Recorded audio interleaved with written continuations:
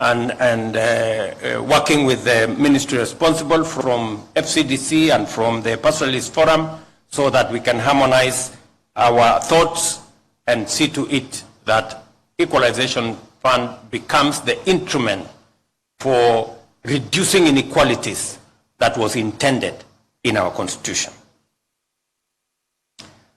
Let me also confirm that because we lost a lot of livestock, especially in this region, I made the decision that the government of Kenya was going to provide R1 billion to assist in the restocking process.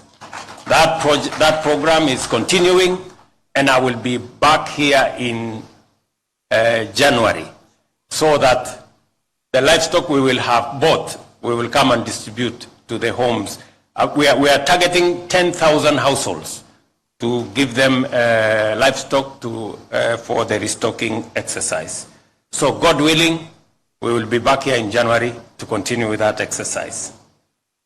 Let me also say that the Horn of Africa Gateway Development Project, which we all know, that is supposed to connect Isiolo all the way through Garissa, through Wajir to Mandera, a project of almost 740 kilometers, is a project that is so dear to all of you and so to me. And we have implemented different sections with different actors.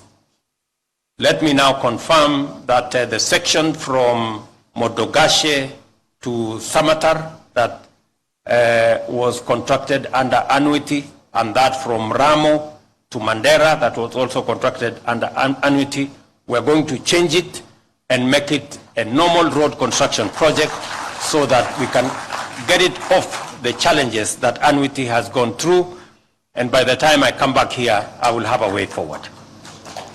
Let me also confirm that the road from Samatar to Wajir, roughly 120, maybe 150 kilometers, which was funded under other development partners other than the World Bank.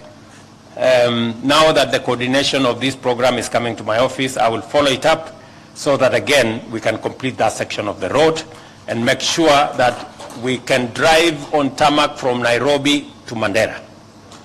And that, I think, will be one commitment I want to make and I want to deliver on so that we can complete the mainstreaming of this region into the rest of the country and making sure that we move together.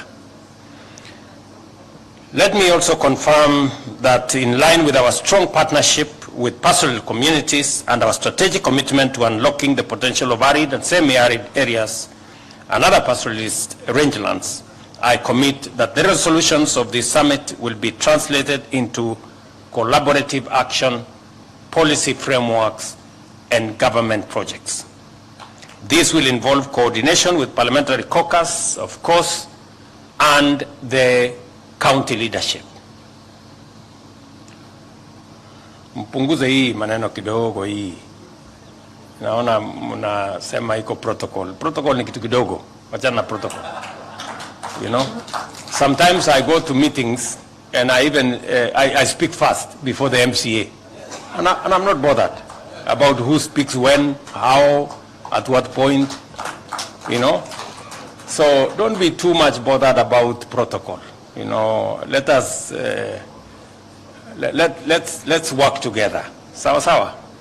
So I know sometimes people are affected. Maybe I needed to speak here, I needed to speak there.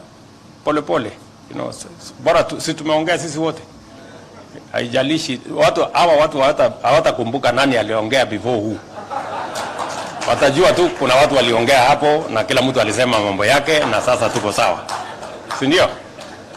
So mtulize boli. Najua governors waliongea mbele ya wabunge wameongea nyuma yao namna hiyo. Hata mimi ningeanzisha hii mkutano ingekuwa mzuri, ningeongea mbele. And sometimes you people, you know, I have been around for a while. You know, if you have an opportunity to speak, speak fast. when people are still listening. You know, when you speak last, watu wamechoka, story haijaiva. So tuendelee namna hiyo na tushirikiane pamoja. Mimi nataka nikubaliane na nyinyi. Pia ningependa kusema mambo mawili ama matatu ya muhimu.